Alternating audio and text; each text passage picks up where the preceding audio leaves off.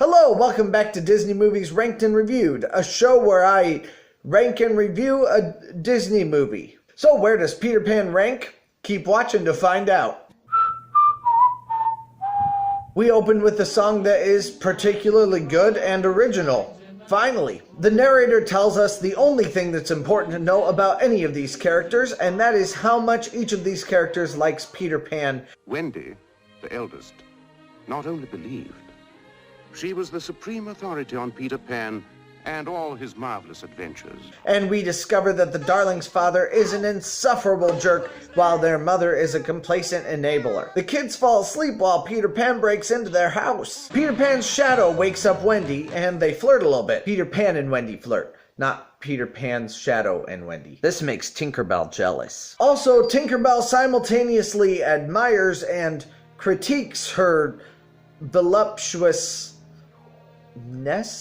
Peter Pan wakes up the rest of the kids, and Wendy admits that it's her last night in the nursery. So naturally, they go to Neverland, where they will never have to grow up. But first, pixie dust. A bit of pixie dust. They fly to Neverland. Hook tries to kill them. Tinkerbell tries to kill Wendy. What a manipulative bitch. Sorry, I just couldn't help myself. Mermaids try to kill Wendy. Captain Hook tries to kill Tiger Lily, Peter Pan, and Wendy. The crocodile tries to eat Captain Hook because he tastes good. Yum. The boys go on an adventure, and the natives try to kill them. That is, until the natives realize that Captain Hook actually stole Tiger Lily. In sentences I never thought I would have occasion to say, Captain Hook is paranoid of a ticking crocodile. And Smee shaves the butt of a seagull. We cringe at what made the red man red. And we also cringe at this line. Oh yes, a jealous female can be tricked into anything. And Hook sets a trap for Peter Pan. Meanwhile, Hook captures the Lost Boys and the British people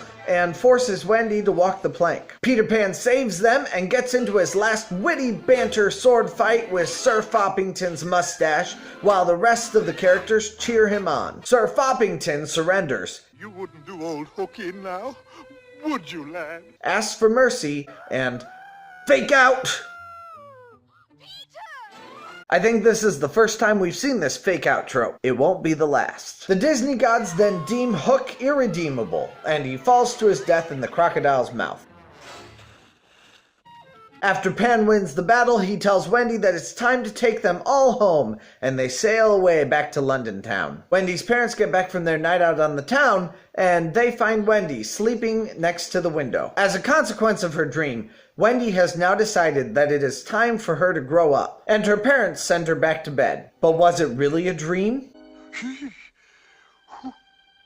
I have the strangest feeling that I've seen that ship before.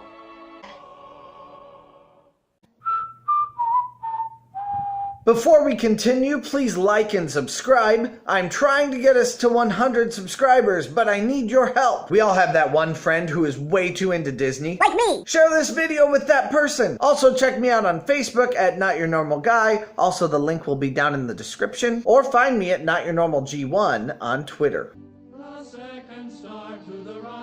The storyline is engaging and interesting. Disney seemed to be on an imagination kick in these early 1950s movies. However, while Alice in Wonderland was a story metaphor about the rise of postmodernism, Peter Pan was a story about Wendy's childlike wonder. We'll get into that more in character. Divorced from the idea that this narrative is about a dream, though, it's a confusing narrative. It's really just an adventure story. I think one way or another that this simple storyline is a more well-rounded tale than that of Alice in Wonderland, so it gets one spot better than Alice in Wonderland. Peter Pan receives 5th place out of 14. The second star to the right. This is the most Broadway-esque of all the Disney movies so far. Often the words they say are mirrored with music. So I had an example of the music here, but YouTube put a copyright claim on it. So instead, I guess, watch the movie. Sure, yeah, you can watch the movie and see this part. Is that what you want me to say, YouTube? Is that what you want me to say? This happens so often that I think it wouldn't be difficult, actually, if they even wanted to make this into an opera. It doesn't have the most stylized music, or the most polished music, or even the most memorable music, but the music does further the plot and keep the storyline going very well. I give it 5th place, just after Bambi for music.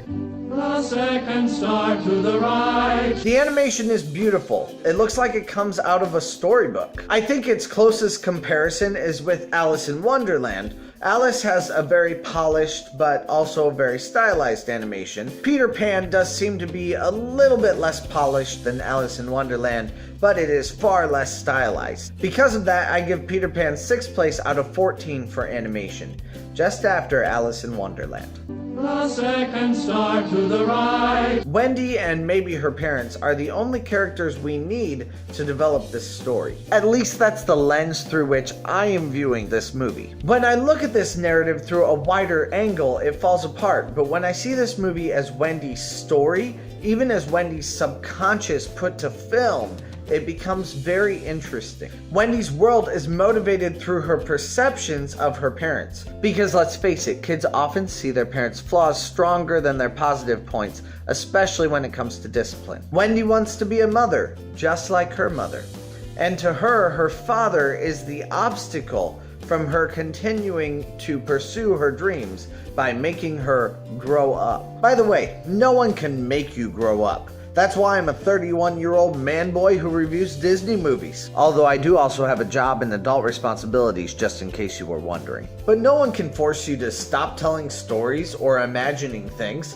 It's one of the many great things about life. Captain Hook is a very clear metaphor for Wendy's father, even being voiced by the same actor. And Wendy rebels against that authority figure by running off with her rebellious boyfriend. Every woman in this world is jealous of Wendy because this is Wendy's self-insert dream. And other girls are simply competition for Peter. Wendy imagines herself being rescued time and again. And she also imagines her man doing heroic stunts because if you can imagine a perfect man, of course you want that. This is Wendy's fantasy, and at least this man boy doesn't deliberately put her in danger. I'm looking at you, Bella Swan. The more compelling narrative then becomes, should Wendy grow up? And throughout the movie, she changes her stance on this a couple of times. When she arrives, she is escaping reality, running away from getting older. Sorry, Wendy, getting older comes for you one way or another. Just look at this hairline for absolute proof on that. During What Made the Red Man Red, Wendy is told to get firewood, and she replies with, Squaw no get him firewood. Squaw go home. and yes, that song is racist. It also takes place in the mind of a 10-year-old girl in Victorian London, so of course it's racist. In this scene, she outright decides to reject her dreams. She needs to put childish ways behind her and stop her dreaming. It's time to wake up. It's time to go home. This is also a time when dreaming helps her to imagine a world where women can participate in society. Get him firewood. But put a pin in that. We'll discuss that in just a little bit. Peter Pan becomes angry with her, which can easily be read as part of herself being upset with her for agreeing with her father that it's time to grow up. She is the one telling this story. However, in the next scene, Hook captures Wendy and the rest of the white kids, and they are all sent to walk the plank.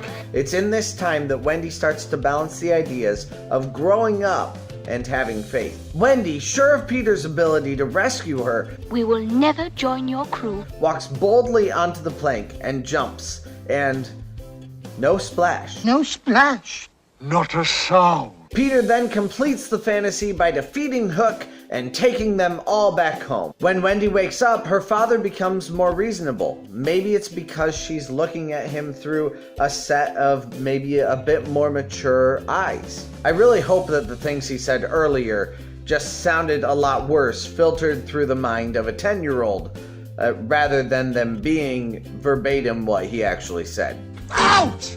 Out, I say! No, Father, no. Yes! Because they're a little bit abusive. All of these nuances, and I think there are even more of these, are very, very fascinating to me. So I'm gonna give Peter Pan 4th place out of 14, just after Cinderella and just before Alice in Wonderland. The second star to the right. In another, even possibly 2 movies, we'll be seeing some massive technological advances, but this movie is not one of them. So, there's some multiplane use, but it's not very good and not really there almost at all. So yeah, I give this movie 14th place for technology.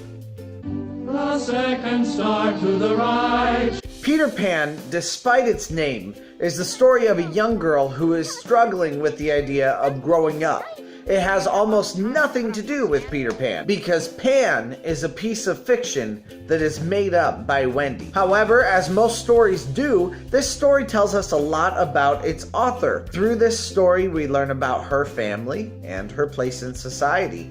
This story effectively is a fictional case study on authorial intent and killing the author. For more information on killing the author, watch Lindsay Ellis's video that I have linked down in the description below. Wendy, as she figuratively imagines adulthood, decides she doesn't want to be restrained to only a particular role.